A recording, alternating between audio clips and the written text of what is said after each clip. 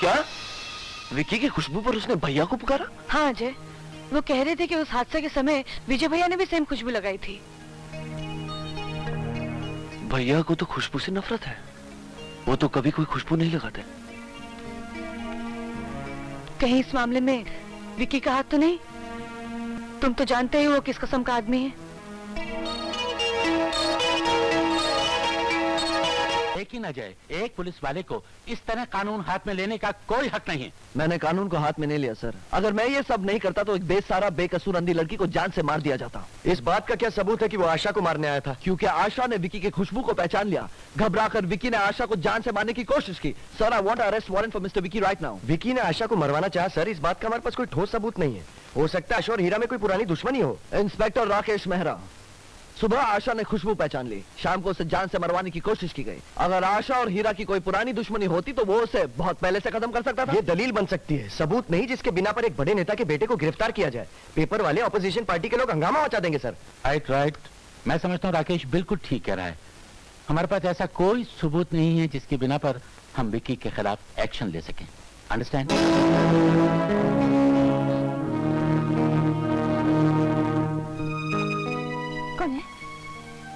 कौन है? घबराओ नहीं, मैं हूँ इंस्पेक्टर अजय। ओह, आप ही ने कल मुझे इस कमरे में शिफ्ट करा दिया था ना? बहुत बहुत शुक्रिया। अगर आप ऐसा ना करते तो वो आदमी मुझे जान से मार डालता।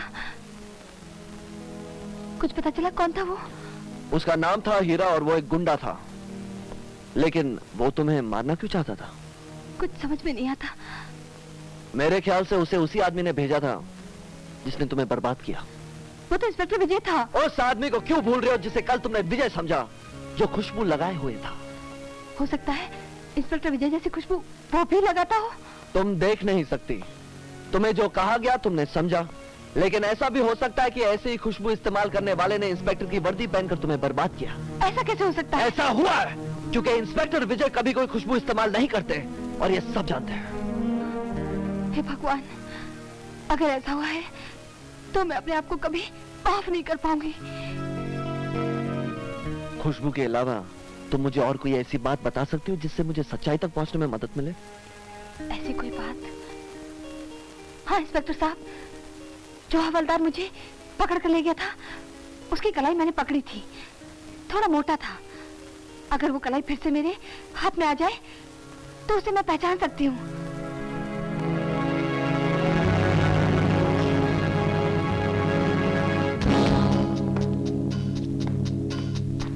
सर आप यहाँ? यस। सब ठीक तो है ना? इन लोगों को क्यों इकट्ठा किया है? इनमें से एक हवलदार वो है जो आशा को वहां लेके गया था जहां उसकी इज्जत लूटी गई। आशा उसे पहचानती है? आशा ने उसकी कलाई पकड़ी थी और आशा का कहना है कि उसकी कलाई पकड़कर उसे पहचान सकती है। बड़ी अजीब बात है।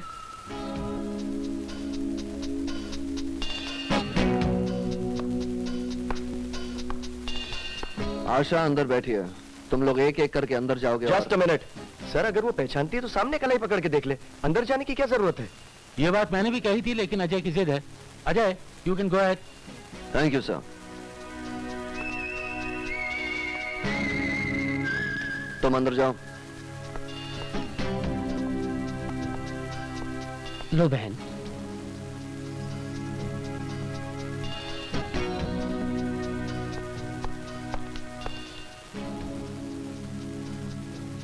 जाओ।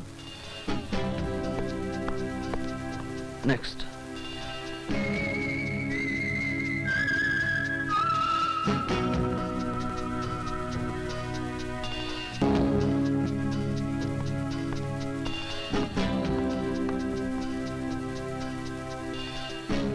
जाओ।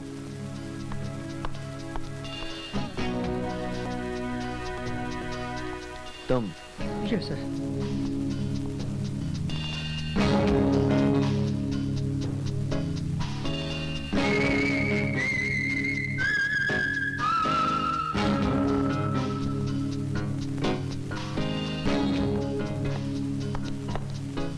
हो गया सर। ठहरो। यही है सर। नहीं सर, ये झूठ है सर। अगर यह झूठ है तो तूने आशा के हाथ में अपनी कलाई क्यों नहीं दी? मैंने कलाई दिखाई है सर। झूठ बोलता है। नहीं सर। बिना आशा से पूछे तुम ये कैसे कह सकते हो कि इसने कलाई नहीं दी? इसलिए कि मैंने आशा की उंगलियों पर स्याही लगाई थी, जिसका निशान इन दोनों की कलाई पर है, लेकिन इसकी कलाई पर नहीं। मैंने आशा को अंदर इसलिए बिठाया था ताकि इसके दिल का चोर इसे कलाई देने से रोक दे और मैं इसे पकड़ लूं। बोल, तू उसे ले गया था कि नहीं? मैं कुछ नहीं जानता सर, मैं नहीं जानता सर। बोल। नहीं नहीं, मैं कुछ नहीं जानता सर। नहीं, नहीं, नहीं, नहीं, हाँ अजय सिंह, बहुत शिकायतें आ रही हैं तुम्हारे बारे में। जी, मैंने इंस्पेक्टर राकेश मेहरा से बदतमीजी से बात की। रात के 11 बजे मिस्टर चड्डा के घर जाकर उनकी बेटी, मेरी मां समान भाभी को छुपाने का इल्जाम लगाया। इसके अलावा और कोई शिकायत है सर? डिपार्टमेंट जवाब चाहता है इन बातों का। इन सारी बातों का जवाब मैं लिख कर लाया हूं सर।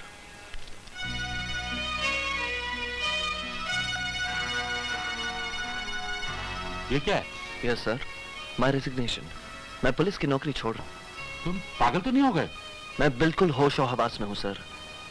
अगर जिंदगी रही तो फिर मिलेंगे। Goodbye. ये तुमने क्या किया? जिस वर्दी को पहनते वक्त तुमने अपने भाई को छुड़ाने की कसम खाई थी, उसे ही उतार दिया। आज के जमाने में वर्दी वर्दी नहीं, खाकी कपड़ों का सिलाया गया कफन बन चुकी है, जिसके पहनने वाले मुर्दों से भी बदतर हो चुकी है।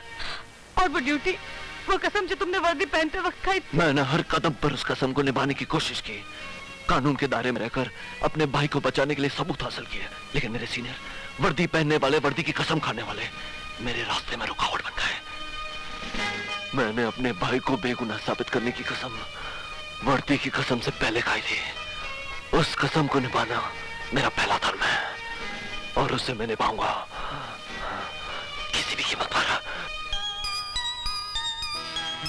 हेलो बबलू। अरे अंकल, आपने दाढ़ी क्यों बढ़ा ली?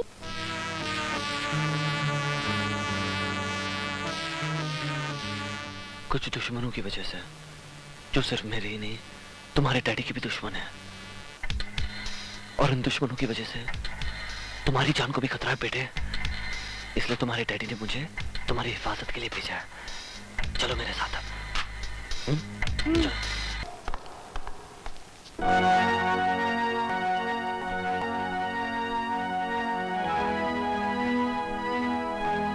आजादी मुबारक हो भैया।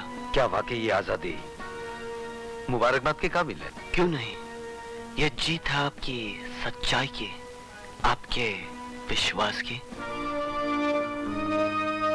सच्चाई की जीत तुम कह सकते हो, लेकिन विश्वास की जीत तब होती अगर तुम वर्दी पहनकर मुझे ये वर्दी वापस दिलाते। तुमने वर्दी की उतारी अजय। भाभी के बारे में कुछ पता चला? वो 3 दिन से गायब है। लगता है कि उनके पिता ने उन्हें कहीं छुपा रखा है। मैंने पूछा तुमने वर्दी क्यों उतारी?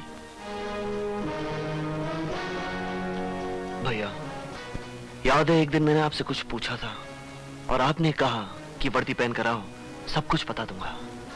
आज मैं आपसे कहता हूं कि वर्दी उतार दीजिए, सब कुछ बता दूंगा। तूने वर्दी को कपड़ा समझकर पहना था, इसलिए उतार दिया। मैं वर्दी को शरीर का नहीं, आत्मा का लिबास मानता हूं। जब तक मेरे शरीर में आत्मा है, ये वर्दी नहीं उतर सकती। मुझे कहीं जाना, मैं कपड़े बदल के आता हूं।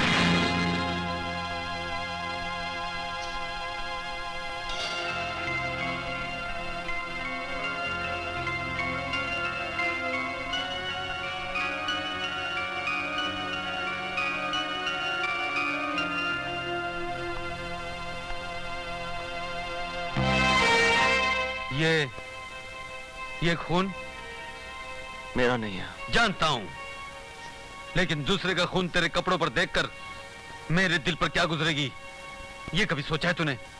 ये खून किसी दूसरे का नहीं, आपकी होने वाली बहू का है, जो इस वक्त अस्पताल में जिंदगी और मौत की जंग लड़ रही है। इस जंग का जिम्मेदार कौन है? मेरा कर्तव्य, मेरा फर्ज।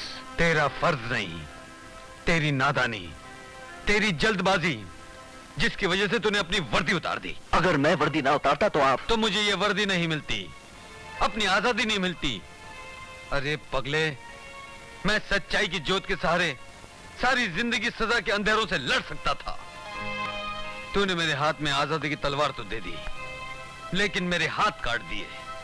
मुझे कानून की नजरों में बेगुनाह साबित तो कर दिया, लेकिन खुद गैर कानूनी काम कर बैठा। मैंने कोई गैर कानूनी काम नहीं किया। मैंने तो सिर्फ आज के कानून का नाजायज फायदा उठाने वालों को सजा दी है।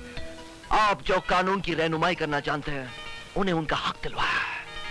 मेरी नजरों में तो ये इंसाफ है, लेकिन अगर आपके कानून की नजर में ये गुनाह है तो मुझे उसकी कोई परवाह नहीं।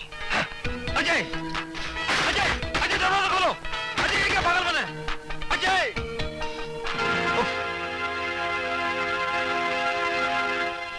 विकी,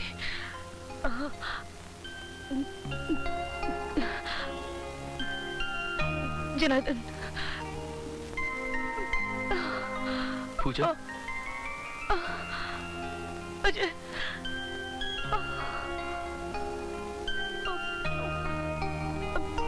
अजय, विक्की, जनार्दन, मुझे बाहर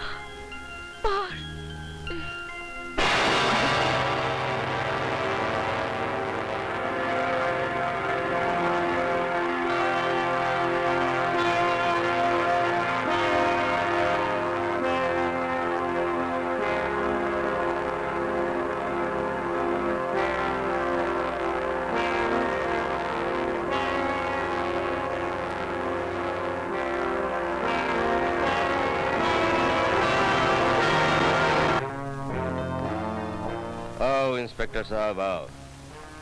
देखो, हम तुम्हें सिर्फ 2 मिनट दे सकते हैं। मैं आपके बेटे को अपनी निगरानी में लेना चाहता हूँ। क्यों? क्योंकि इसकी जान को खतरा है। किससे? मेरे भाई अजय से। आपके भाई के साथ मेरे बेटे की क्या दुश्मनी हो सकती है? दुश्मनी की वजह आपका बेटा बेहतर बता सकता है।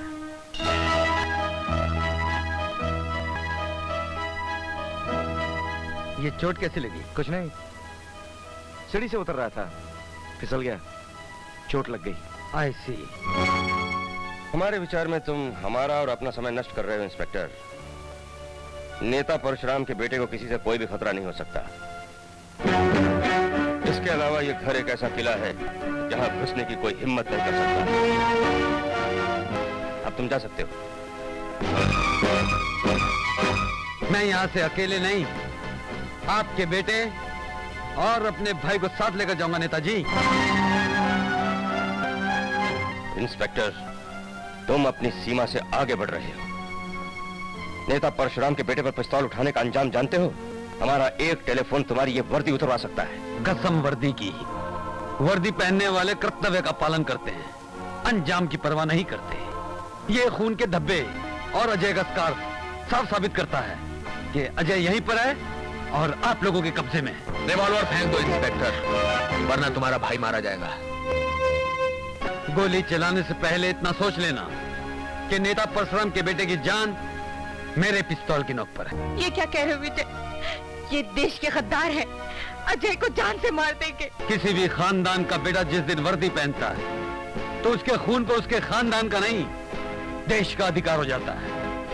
देश के गद्दारों को सजा दिलाने के लिए मुझे अजय जैसा एक भाई तो क्या, 100 भाई भी कुर्बान करने पड़े तो भी मैं पीछे नहीं हटूंगा। भाई की कुर्बानी देने से पहले सिर्फ इतना जान लो इंस्पेक्टर कि हमें सजा दिलाने वाला सपना सिर्फ सपना ही रह जाएगा, क्योंकि इस घर में आने वाला कोई भी व्यक्ति हमारी इजाजत के बिना सांस भी नहीं ले सकता। परशुराम जी, इसे हमारी तरफ से 2-4 सांसें उधार दे दीजिए। बहुत हिसाब चुकता करने इस हरामजादे के साथ। इसकी वजह से जय किशन को पुलिस लॉकअप में मरवाना पड़ा। अपने वफादार साथी राकेश और कांस्टेबल चरणजीत की जान लेनी पड़ी। यही नहीं, बेटी को बाप से जुदा कर दिया इस कुत्ते ने। सिर्फ आप ही को नहीं चड्डा साहब, मुझे भी इससे बहुत पुराना हिसाब चुकाना है। इसकी होशियारी ने प्लेन को ब्लास्ट होने से बचा लिया था, जिससे मेरा 2 करोड़ रुपए का नुकसान हो गया। सुन रहे हो भैया? ये है इन सफेद पोशों के काले कारनामे, और ये नेता परशुराम, इसकी ये सरकारी कोठी, इसका घर अड्डा है मुजरिमों का। ये नेता जो सिपाही को वर्दी की कसम दिलाते हैं, अपनी सीट, कुर्सी, पोजीशन का नाजायज फायदा उठाकर उस वर्दी की कसम के साथ खेलते हैं। कुर्सी पर बैठने वाले ऐसे गद्दारों को सजा दिलाने के लिए अगर कानून को भी हाथ में लेना पड़े तो वो भी वर्दी की कसम निभाना होता है।